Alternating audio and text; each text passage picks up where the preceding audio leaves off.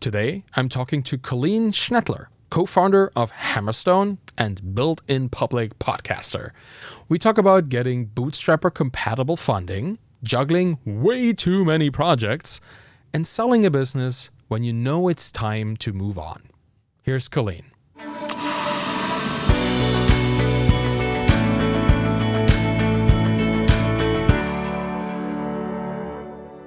You're the co-host of two podcasts where you talk about your software businesses at this point. We can talk about this later. You share a lot about them on Twitter too, and people can read a lot about this whole journey. Do you consider yourself somebody who builds in public? Is that like a kind of perspective that you take on your social media appearance?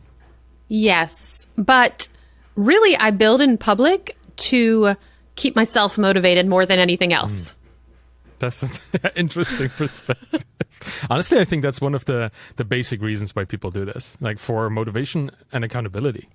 Especially in the beginning, like I'd love to say it's altruistic, but I'm going to be honest, in the very beginning. So I started Software Social with Michelle before I had a product. Mm-hmm. So there's nothing quite like, tweeting about what you're working on and getting on a podcast every week to keep you motivated to actually build a product so you can have something to talk about on your podcast.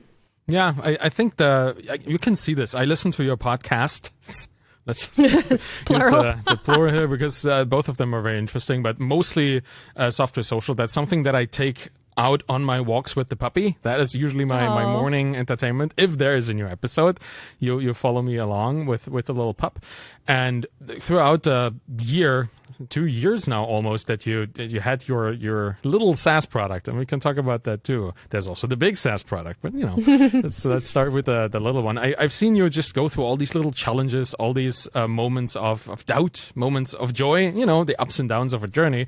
And what I found, Michelle always pulled you back or pushed you forward. There was always this accountability level between the both of you. You both give each other the opportunity to be accountable to each other, which is really nice. Was that an intention when you started the podcast? Was that something you wanted to do with it, or did that just happen? I think it was a little bit of both. I mean, Michelle is so much further along in her software journey than I was, especially when we started. We had a really nice dynamic where she has already seen a lot of these things that I am going through and was going through as I got that business off the ground. So I think it just kind of naturally flowed in that direction and has worked out really well for both of us. Mm-hmm. Yeah, this is quite noticeable. You still seem to enjoy talking to each other every now and then. Yeah, we're very good friends. So that helps. And now that she lives on the other side of the world, it's nice to have a dedicated time to catch up. Yeah, I bet. I think it's important to keep in touch with friends to begin with. If you can then combine that with an actual business consulting moment. It's like a win-win. Right? It's wonderful. How do you manage that time-wise? Because recording a podcast is quite a lot, and recording two podcasts, co-hosting two podcasts is quite a lot, and then running a software business beside that is a lot. Running two software businesses beside that is even more. How do you manage that? It is a lot. Is it? It's interesting because when I got into all of this, when I started this and things started just working out for me and, opportunities seemed to abound. And these things all just bring me so much energy and not to sound cheesy, but they literally bring me joy. And so I have had people in my life who are a little concerned. They're like, are you going to burn out? And all of these things just bring me energy because my professional life goal is to build cool things with people I like. And so that's all of these things that you mentioned, that they all do that. Like for Simple File Upload, I hired my sister. I've got the podcast with Michelle. I've got the business with Aaron. All of these things I'm doing are kind of filling my bucket and pushing me in the direction I want to go. Yeah, I think that this directionality, that's very obvious because to me, it feels your journey is almost like the poster child example of stair-stepping interest, from one thing into the other, right? You come from a software developer background. You started a little project, which was an add-on on an existing platform, which is Simple File Upload. And we can talk about that, and I want to, because it's super exciting. Yeah, for sure. And then now you're moving into like a standalone SaaS with the whole Hammerstone business, which is also super exciting. Let's go back to you starting your first product. Let's start with Simple File Upload, because that to me is the epitome of the first step of stair stepping. That's at least what Rob Walling of Tiny Seeds. That was exactly who I was thinking of. Like what he says, build one thing on a platform, try multiple if it doesn't work, and then build this steady stream of income. How did you start building Simple File Upload? So I think, I got the advice. I have a friend who has a very successful Heroku add-on. So I have always wanted to start a software business, but when you're starting from zero, it is completely overwhelming. Because not only do you have to build the product, then you have to figure out how to sell the product, which is a whole nother skill set. And distribution and all of these things are two separate things. And so he had encouraged me to look at the Heroku marketplace. And I'm so glad I did, because having that built-in distribution channel for my first product made a tremendous difference. So I wanted to build something. I had no ideas. This was not my first idea. I had come up with ideas before and tried to do customer interviews, and I just felt like I wasn't making progress. I wasn't getting anything off the ground. So eventually I just had to build something and ship it. I was pretty new to software development. I'd only been a developer for a few years. And so I didn't have this like wellspring of confidence in my development ability. And so I think it got to a point for me where I just needed to build something, put it in a marketplace, and even if no one bought it, like that was my first hurdle. Like, can you build a product? Like, you can do your work at work and you can close issues and you can build features, but from start to finish, can you figure out how to build a product people can use? Was there anything surprising along this learning journey towards building an add-on, and I don't want to belittle it, but even just a plugin where a lot of things are already taken care of? Was there anything you did not expect to happen? Well, I think the whole thing was new, so I didn't really have any kind of expectations. I mean, I think that for me, it was like a lot of new tech, actually, I had to learn, because I didn't really know how to build something that would be easy for a user to integrate. And there was so much of that, like instead of just building the thing, it's one concept to build a feature in an app, right? Most of us are pretty confident and familiar with that. But like things that I had to figure out was, how do you build this feature, pull it out, make it so this other person can implement it in their app, and what is the tooling surrounding that? And so from a technical side, it was a lot. Even I have always had other people at a job, right? You have a DevOps guy. You have the guy who knows everything about AWS. I was just me, so I didn't have those people. You have to be those people, right? Yeah, I had to be all of those people. And so I had to learn a whole lot about CDNs and architecture and things that I had always just pushed off to another developer on my team. Be like, this person knows how to do the CDNs and the Cloudflare and all that. So honestly, for me, like from a technical perspective, I think I learned so much, like leaps and bounds just to get there from where I had been, because you suddenly own every piece of the product, like where the file's going, where the backup file's going, like how, it's just, you own that whole product, and it's a lot. Like it's a surprising amount, right? These little things that are behind the facade. Even if you already are an established backend developer and you understand how backends work, the business part of it, the fact that you have to deal with compliance sometimes or backups, the stuff like that, all of a sudden you have to support a whole other infrastructure there. Yeah, that's what I wonder, because I've never built anything on Heroku, and I think it's an interesting platform. I run my own SaaS there. My permanent link is on Heroku, and it's just, chugging along. I don't have to do anything, which is great. And using add-ons on there too. So I was wondering, like, how was working on that platform in particular for you, as somebody who's never done this before? Yeah. Okay. That's an excellent question. I think Heroku's a great platform, and let me tell you why. Because back in when I was first learning to code back in 2012, I wrote an iOS app and I published my iOS app to the App Store. And, you know, this was 10 years ago. So that guy had just published some stupid game and he made $1 million. So everyone thought they were going to be able to do that. And so I published this app to the iOS store and I sell I make no money, right? Like I make zero, negative $30 because I made $60, but you have to pay $100 to be in the developer program. Okay. So, thanks, Apple. And I'm bringing that up because Apple didn't have, and again, it may be different. This was 10 years ago. Apple didn't have really strict rules. Like it wasn't hard to get in the App Store. And so the App Store was a totally flooded marketplace. Heroku makes it really hard to get in the App Store. You are not even allowed, it's reviewed by a human. You have to write documentation that meets their standards, reviewed by a human. You have to get 100 users before they will let you charge for the product. Wow. So it takes months to be accepted, but because of the high standards the marketplace has, it's not crowded.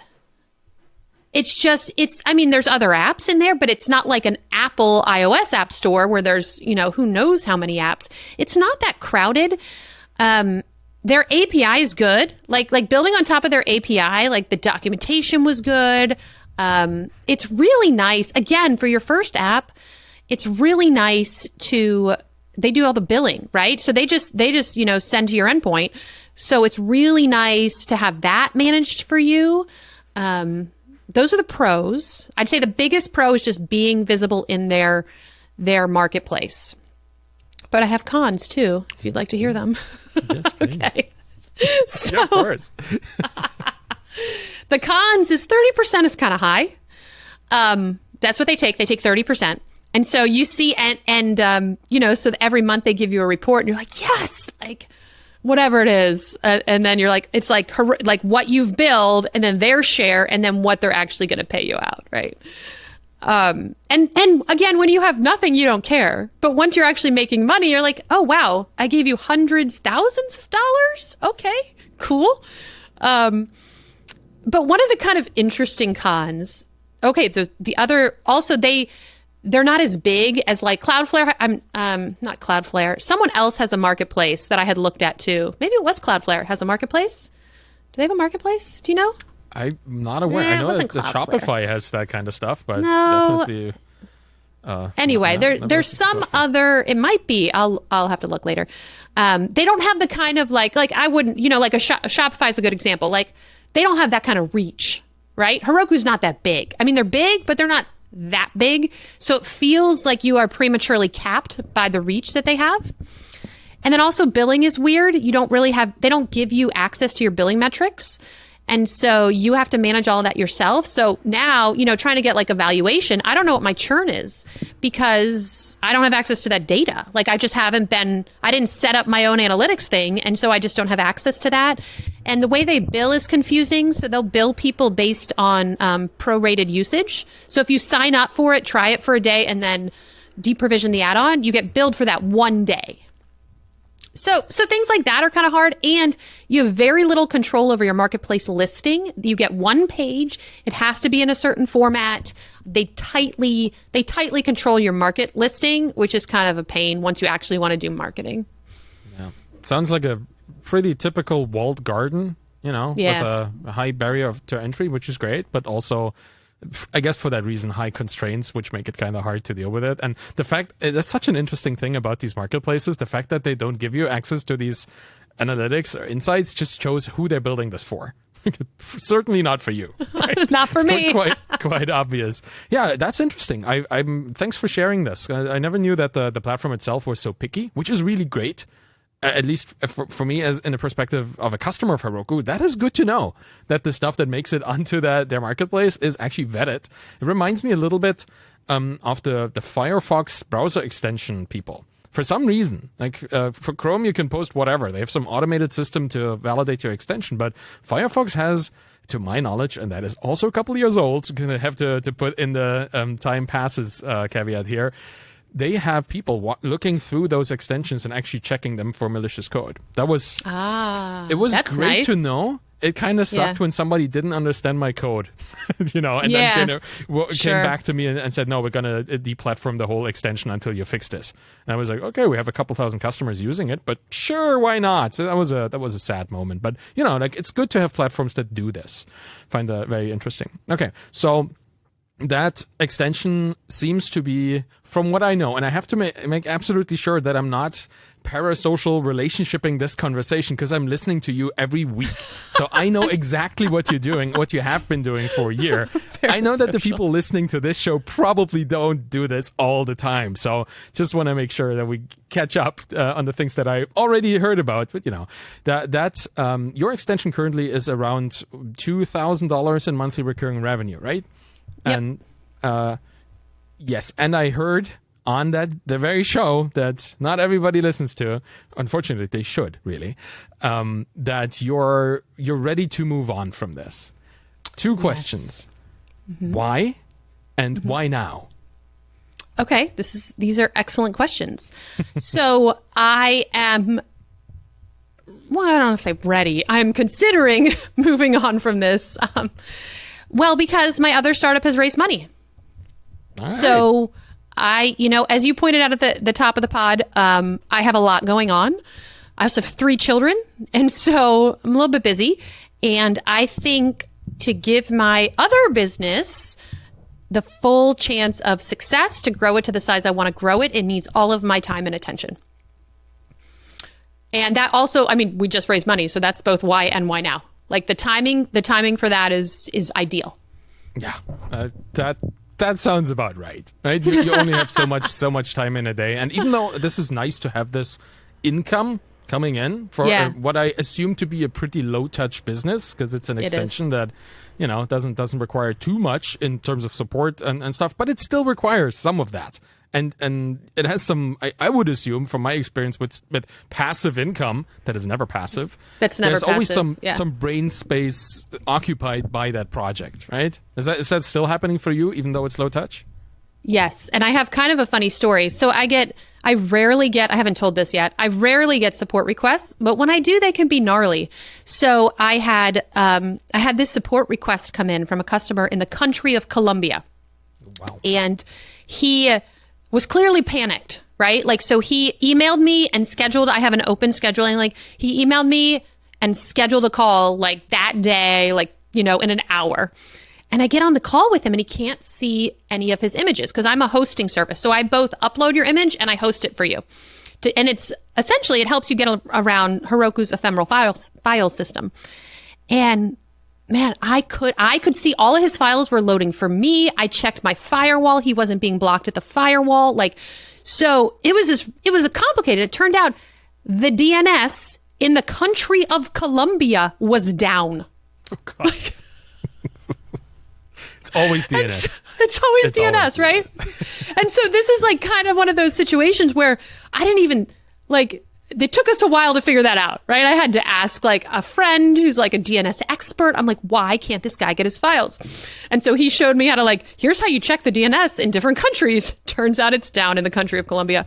So, sometimes the support requests are challenging and they'll take several hours out of a day. And so, and the other thing you said, it's the mental overhead of having something. And it's hard for me as kind of an ambitious, excited person it's hard for me not to think, I have so many ideas for Simple File Upload, ways it could grow. It's hard for me not to just want to, if I could just take one day, So, yeah. Yeah. Oh, man. And then that day turns into a week because you have a much better idea on that day. It just takes a little bit longer. What could happen? Just a little bit. I think this is the perfect position to sell because you're not desperate to sell, right? You have a growing business that just keeps doing what it's doing, and you have these ideas of how it could grow even better. That's a great sales pitch, and I think that is the perfect opportunity to sell it in. And from what I know, you listed it on MicroAcquire for $120K. That's what currently, and depending on when this is released, it might already be sold. Who knows? We'll see. That is a substantial amount of money for a really cool project with a lot of potential. So I think it's a perfect time, a perfect position to be in. Yeah, I'm just really happy for you that you got to this point and that you now get to experience this. It's really a cool time, like to sell a business, to find people, to make it not just enrich you in the process, which is always great, but also keep your customers happy, keep building this product into something even better, right? I would assume that's important to you. It is very important to me. And I've had a couple people reach out and they just didn't feel like a good fit for that. I mean, it's really important to me too, Arvid, because there have been so many people who have been supporters of mine since I started the podcast and the business, which started at the same time about 2 years ago. It's just important to me that I don't sell it to someone who doesn't care, I guess. No. I mean, buying something for $100,000 that you don't care about, that would be pretty stupid, to be quite honest. That'd be weird, right? That would be very, very short-sighted, but you never know. And I think... You never know. Like, I call this seller-side due diligence, what you're currently doing, like making sure that people are actually the right people for the process. I think that's extremely important because we have a lot of buyer side due diligence. They want to look into your non-existing analytics. They want to look into your dashboards and whatnot, right? Your P&L and whatever weird documents you have to draw up for them. But you can do that too. As somebody who's interested in actually selling a business, you can check them out. I think that's probably the most important thing you can do at this point, besides picking a number that's high enough for you. Right? So I'm glad you're doing this. So I heard you already had a couple of pretty interesting offers, but that you declined, right? I did. And okay, so I mean, I haven't done this before, so I'm just winging it. I did have two people, and these weren't like letters of intent. These were, would you take 80K? And I said no. And so, I don't know. I mean, I think to your point, I'm not in a rush, and I know the economy's bad right now. It might not work out because of that, but I have infinite time. I don't have any pressure to sell this business. So I'm going to wait until I find the right buyer at the right price point. Yeah. Yeah, I think people will need file upload no matter what the economy is doing anyway. Of course. This is a great economy protected feature or tool that you have there. I think it was a good idea. Everyone needs files. There definitely are products, I would assume, in the many Shopify and Heroku marketplaces right now that are suffering because they are nice to haves. But if you have customer data, which files are definitely, and most SaaS businesses have files somewhere, I think you're in a pretty good position that you're not one of the first ones to get canceled if people have to reduce the budget for things that they have or things that they buy. So that was a good position. Was that an intentional thing? I don't want to talk too much about the business that you're already in the process of selling at this point. Although it's interesting. I'm happy to. I just, but was that an intentional choice when you picked that particular problem to solve? It was not. Good. It was. I was a consultant, so I'm working on. Maybe I'd work on a new app every 6 months. Everyone has this problem. And it's one of those features that's just a pain to build. It's more complicated than it should be to get right. And it was just like, I just built it for myself. Like I went to I had started with a new client. Whoever wrote their file uploading software just didn't seem to really have a good grasp of what they were doing. And so I had to rewrite it. And I was like, this is ridiculous. Like I need to just productize this, make a component, and then sell it. And I think people will buy it. And there's it's interesting too, when you look at the market, because there's a lot of really big players in this space, but there are not a lot of players that cater to small businesses. So I feel like that was kind of where I'm trying to slot in with this business. Yeah, it definitely has first off, the name is very clear that it's a simple tool. Right? I think that's like compared to stuff like Cloudinary that are exactly already by their name trying to encapsulate everything. Right? You're just, okay, this solves one particular problem. Enjoy. That feels like a more indie product than the competitors in the space. Yeah, very cool. I'm amazed. Yeah, I can just flat out say it. It's cool to see somebody solve a problem that they found critical in many other things, which is like doing consulting or freelancing and figuring out the things that are common, that you commonly solve, that don't seem to be solved in a good way. A wonderful way for stepping into building software as a service businesses. Just perfect for that, because you have the professional insight, not only on how to build it, because you've done it multiple times before, but you know what they need. You right. Not just what you can build, right? Typical software engineering problem, right? You can build everything, but do they need it? How did you sell it back to these people that you built other things for prior, or did you go for a new customer base? No, that was who I started with. I sold it back. So I built it not for, like, I built it on my own time. Like I didn't have the opportunity to build it for a client and keep the IP. So I built it on my own time.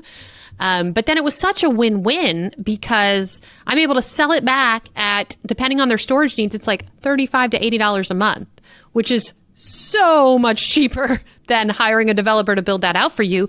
So it was a super win-win selling it back to clients that I had worked with before as kind of like a first, is this the right direction product. Mm-hmm. Were these people among the first 100 that you needed to be able to monetize it on the platform? Yeah. Cool. They were. That's awesome. That is such a nice way of bootstrapping your bootstrapping. Just genius. I know, right? I love it. Cool. I think that's inspirational. If I was a software engineer right now, trying to figure out what to do and doing freelance work, I would take a pretty huge example here in doing what you're doing, just trying to follow the same pattern. Very cool. Now let's talk about your next step that is currently happening. Let's talk about Refine. Yeah, let's get into that. I'd love to. There's one thing that is quite distinct here, other than the fact that you took money, which is a whole other thing, but you're doing it with a partner. You're doing it with Aaron Francis, right? How did that happen? How did you meet? How did you come up with the idea? And how did you kind of channel it into an actual business? Yeah, so this is kind of a funny story. So Aaron is a Laravel developer, and at his full-time job a couple of years ago, he found himself constantly having to write custom reports. So he basically line-itemed into his contract that he was going to build a report. It's really more of a filter builder than a report builder, but a filter builder and keep the IP because he saw the potential in this product. And Aaron likes databases more than most people on the planet. So he was super into this. And so what happened is he built out the product for the Laravel space, and a big enterprise client came to him and said, so he started with another partner. We had a third partner, and they worked on the front end and the back end to make a full stack solution. And an enterprise client came in and said, hey, we want this for Rails. We've been following your work. We're really interested. We're doing this rebuild and we want this for Rails. And so Aaron doesn't write Ruby on Rails. So I know him, kind of the same way I know you, through random Twitter social networks, right? Mm-hmm. Like it'd be almost the same if you're like, hey, want to come build this? So he reached out to me and asked me to build it for Rails. So I actually was working for him and his partner as a consultant, building out the product in Rails. And so we did that for maybe a year. Products maybe like almost feature complete, and the contract was over. So I actually went and took a full-time job. And about 3 months into the job, the enterprise client reached out and said, we love this product. We have a huge vision. Like there's just a vision for what this could be. We need full-time support building this product in our app. And so through a lot of excitement and negotiations and fun, they brought me on as a full partner. I quit my job. And so that's how I joined Hammerstone, which is the company name, Hammerstone. Yeah. There's a lot of ups, downs, and sideways and back. Cool. What an interesting journey. It sounds to me like having a customer actually wanting the product that you're building, that's pretty good validation for joining a team and making a thing happen. Yes. And it's a really interesting problem too. Like it was super fun. I love working on it. It's a real gnarly technical problem, is how do you take this super complicated thing and make it fun, make it fun, but also make it easy. Make it easy for people to grok, make it easy for people to add in their application. So it's a fun technical problem. And I think a lot of us, especially us in the indie space, like we like solving fun technical problems. Oh, yeah. And I have just a question about that because I've been thinking about this, like following you on that journey. You're trying to sell a product to people who love solving problems. Like you're selling to developers essentially, or at least you did in the beginning. Can you talk me through like the process of how you found your actual audience, your potential prospective customer base in this, if they're so hard to convince to buy anything they could build by themselves? So this is such a good question because we were selling to developers, but this week we decided we need to change our focus and sell to product managers. And it's a little bit funny because my original kind of idea with this was lean into the interesting technical details to get developers interested, to get them to want to buy the product. So I speak at conferences a lot, Rails conferences, Ruby on Rails conferences, and I gave 2 very technical talks at these Ruby on Rails conferences. And then, of course, as you just alluded to, what happens is afterwards, people come up to talk to you and they don't say, I want to try your product. They say, that's really cool. I want to go build it with that tech you just talked about. Shooting yourself in the foot. Great. Good job. Yeah. Big time. Lesson learned. But that's developers, right? That's just people whose whole job it is to find interesting problems to solve. It's going to be hard to give them a solution to something that they would like to just have a shot at by themselves. So if you're now looking at product managers to sell to, you probably have to change a lot in your positioning too, right? Because if you're selling a tool to developers, you can't sell a tool to product managers. You have to sell an outcome. You have to sell something more tangible to a product manager. How are you going to approach this in the coming weeks and months? Yeah, so that's a lot. We've been thinking about that a lot because you're absolutely right. When we first thought we were selling to developers, we had one plan, which was kind of show them how cool this tech is, but also how hard and how we've already solved it. That was a terrible idea. That didn't work at all. Yes. So I think with product managers, we're going to be focusing more on the business value because of our 20-ish, we're early, maybe 20, 25 customers. The people who are buying our product are very small teams where the engineers are very product minded. And so they can see, I can buy this. It's going to save me months of time. And then I can focus on my differentiating features. But to your point, most developers don't think like that. They don't value their own time. And so for product managers, the focus is going to be more on for less than the cost of a developer, you can buy our product and you can give your customers custom reports or segmentation, background email jobs. So for you, like if you're the product manager, it makes it stickier for your customers. So now your customer can come in, let's say you have an analytics tool and they want to segment their email list. We do that. Let's say they want to build custom filters and save those filters. We do that. So that's going to be the new positioning. Like that's for less than the cost of a developer, we can give you these sticky features to keep your customers engaged, to bring you new customers, to set you apart from everyone else who doesn't have this. That's very outcome oriented, and I love this because as a developer myself, I had to train myself to think that way. Because nobody ever told me that that's the way that most people in the world see purchases, right? Like for particularly what you just said, like I don't really value my time that much. I could spend 10 hours solving a problem that I could easily like pay $10 for, have it solved for me, and I will still go for the 10 hours every damn time. It's bizarre, but it's just how I'm trained and what I've developed over time.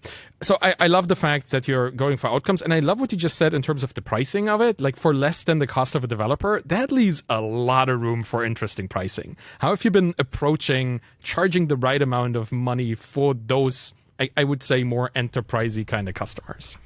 Yeah, it's so funny because we just last week we're at the Tiny Seed Retreat and we spent a lot of time talking about pricing. And so pricing is hard.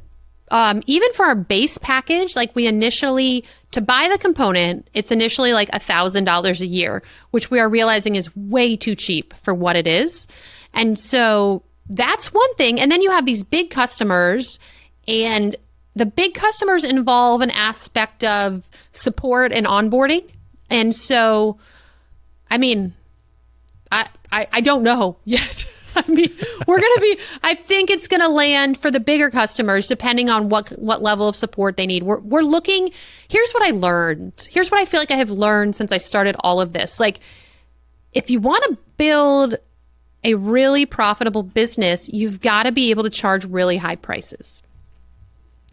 Well, I guess you did that without charging really high prices, but anyway, it helps. So it's not a hard and fast rule, but it helps.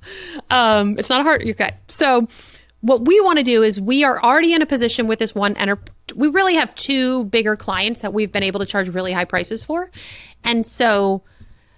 What is the price and how do you structure that offering? Like, is it one person, successful founder, like runs a multiple $100 million a year business, was like, you should charge $100,000 a year. I was like, really?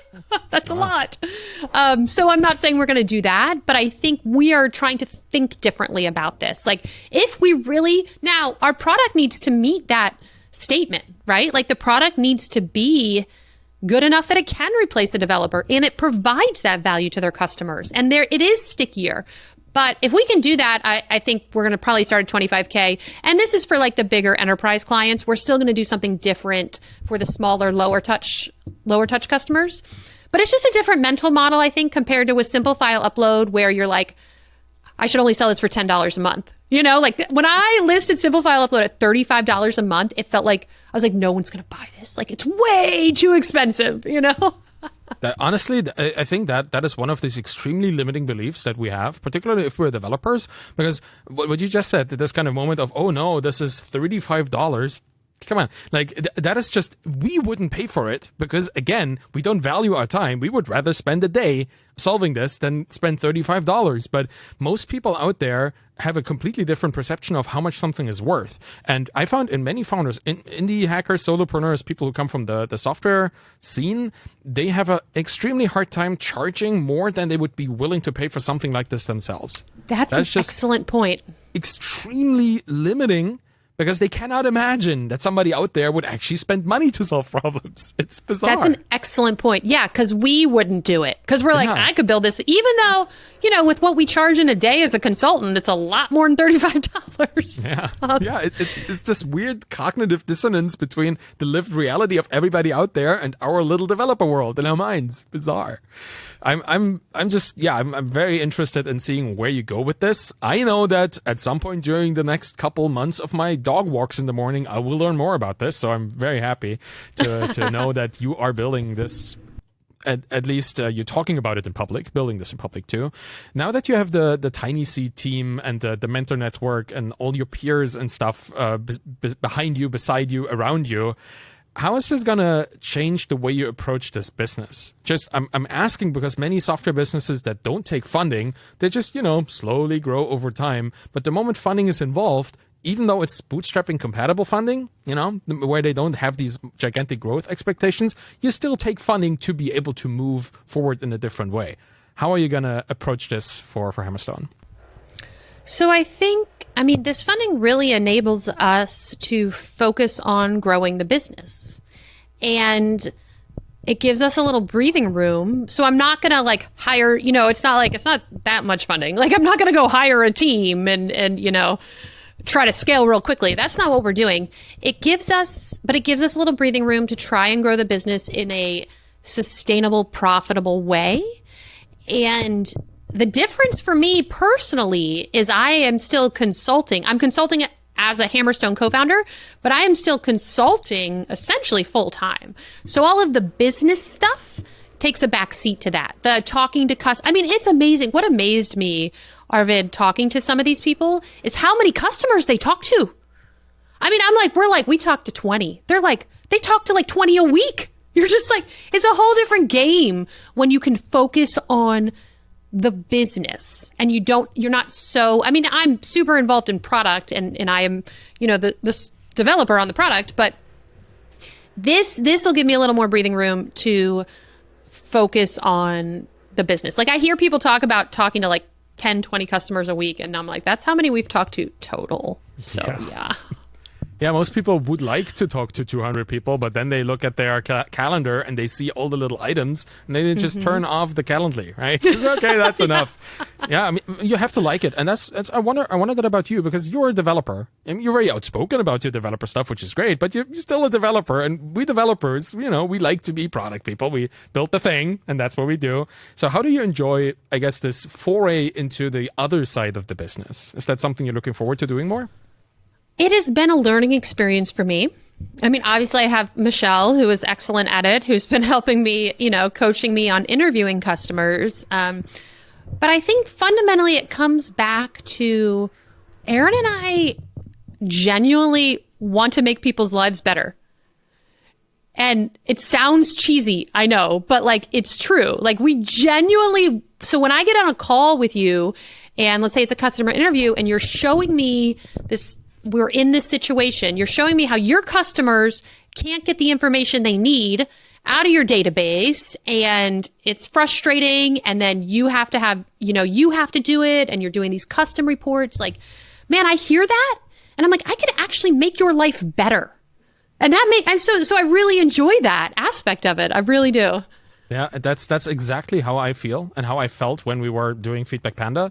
Like before that, never cared about like who this was for. I just enjoyed the technical challenge. But the moment I noticed that these online teachers that we were serving actually had hours more in the day they could spend with their children, something flipped. Like I understood that, okay, I'm actually having a meaningful impact on somebody else's life. And ever since then, I really enjoyed that part so much more than before. Glad to hear that you have the same experience there. I think that's just a nice little level up in terms of the breadth of the skill set that you have as a person, right? Once you understand that you're not just a developer, you are a helper, like at scale. You're a supporter, you're a motivator, you're just making people's lives better. That's really cool. I'm glad to hear it. Well, let's talk about another thing, maybe a less happy thing, and like more of a risk calculation thing. You were talking about having huge enterprise customers, and from what I figured out, it's like not too many of them. How do you see the risk of having just a few huge customers, and then how do you see, is that a risk that you see in the business, that if a couple of them churn, you have a lot of trouble in your hands? Yeah, it feels like a huge risk to me. And it also feels like a risk too, because like this one client we have, which they're beyond wonderful. I love them. But we also, so if they want a custom feature, we build it for them and they pay us. But you have to be very careful with that model, not to build for only one customer. Yeah. I also become their agency, right? Yeah, exactly. We don't want to become their agency. And, and so it's, to me, it feels like a really big risk. And I also think this Tiny Seed money is going to help us de-risk it, because they're paying my salary. So they are who I work for essentially full time, even as I do it as a Hammerstone employee. So I think the money enables us to de-risk that, because we can focus on the business and we can focus on seeing what other customers of that size and budget need, and see if, see how to make the product work for multiple customers. But yeah, I mean, I think the biggest risk there is getting kind of like sucked into the comfort too. It's very comfortable, Yeah, so there's alluring, right? Yeah. I mean, it's, but we don't want to be a consultancy. We want to be a product company. And so that's good. Yeah.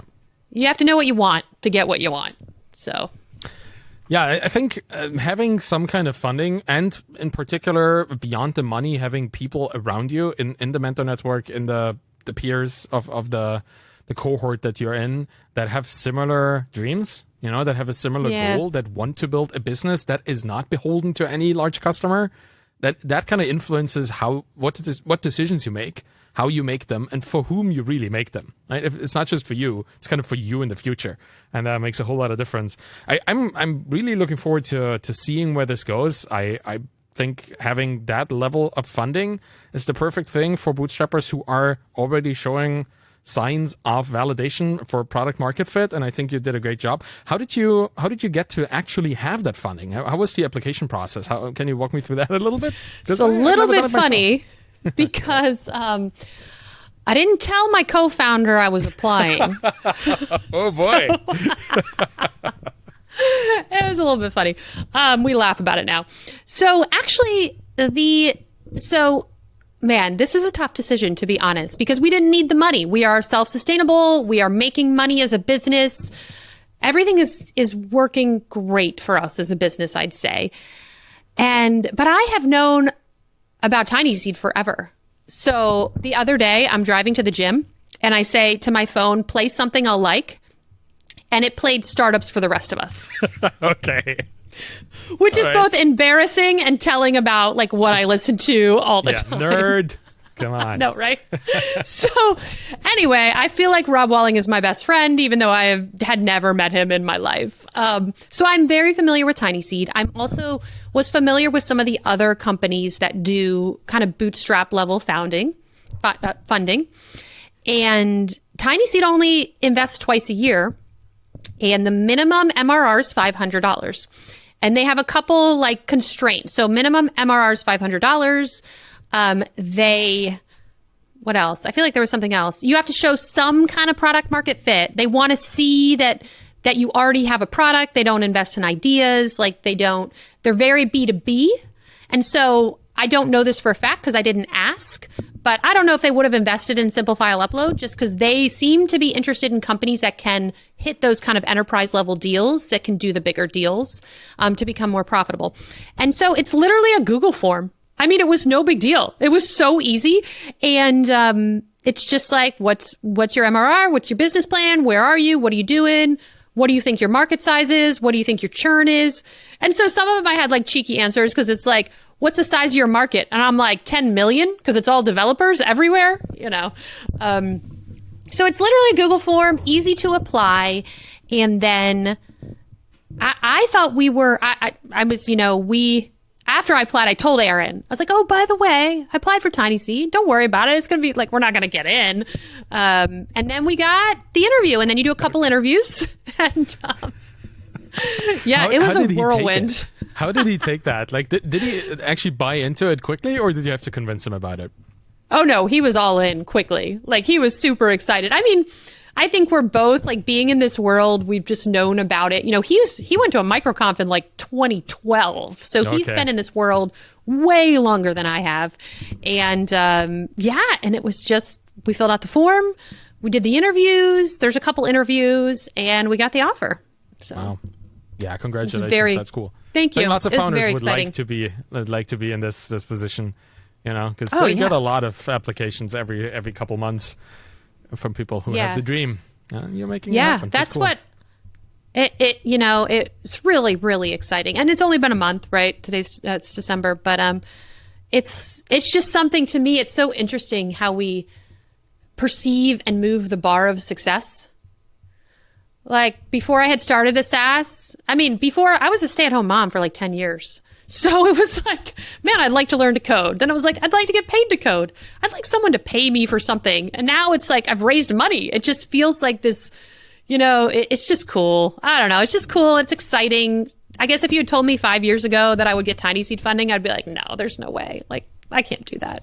I'm thinking about this too. Like 5 years ago, I wouldn't have been able to tell you what Tiny Seed is. Like right. This, even for me being in the software space since 2004 or something, this whole indie funding, bootstrapping space just opened up to me during Feedback Panda, really, or like leading up to it, in the couple of years, 2014, 15, those kind of years that were before we started the business. But there was always the willingness to explore the space, but I never took the time, always too busy being a traditional software, engineer doing these things. But once I was in that community, man, stuff changed quite a bit.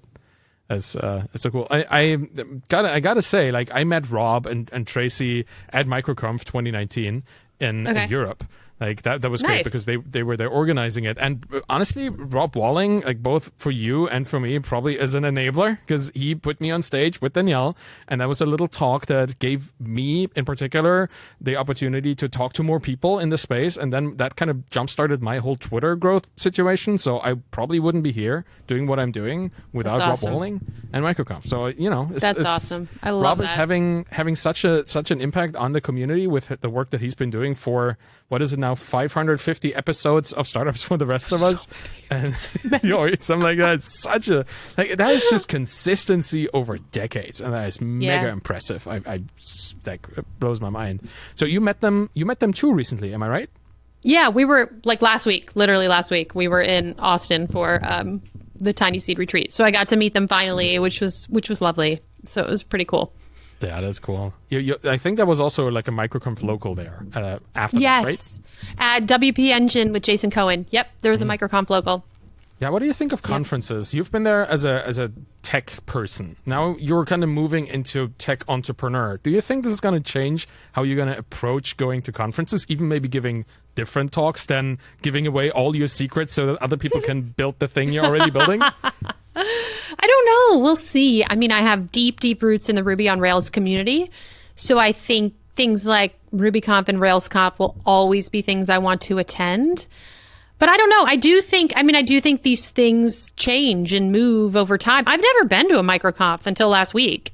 And so, I'll go to the one in Denver this year. And so I do think, like, from a conference perspective, you do start moving from purely technical to kind of like, not like to business of software, not the business of software conference, but like to, the concept of like software as a business and building a business and growing a business. And so I do think there will be a little bit of a shift there. Yeah, I guess that's just the development over time, right? It's like how most people in the regular employment world, they go from doing the thing to managing the thing to then deciding about the thing. I think it's just a regular kind of career, but for solo people, for devs, for indie people, it just takes a different path. That is so cool. Well, I'm super excited to hear how this is going to go on. I'm also very excited to see how your little smaller SaaS business and the potential acquisition is going to happen. I know that the people can follow your journey along on a couple of podcasts, and not just that, also Twitter. Where would you like people to follow you and your amazing journey? Oh, well, thank you. So I am on Twitter as Leany Burger. I have the Software Social podcast and the Hammerstone podcast, and you can check out our website at hammerstone.dev. I highly recommend all of these things. Thank you so much, Colleen, for being on the show today. You're welcome. And that's it for today. Thank you for listening to The Bootstrap Founder. You can find me on Twitter at AvidKahl, AvidKahl, and you'll find my books on my Twitter course there as well. If you want to support me and the show, please subscribe to my YouTube channel, get the podcast in the podcast player of your choice, and leave a rating and a review by going to ratethispodcast.com/founder. Any of this will really, really help the show. So thank you very much for listening, and have a wonderful day. Bye-bye.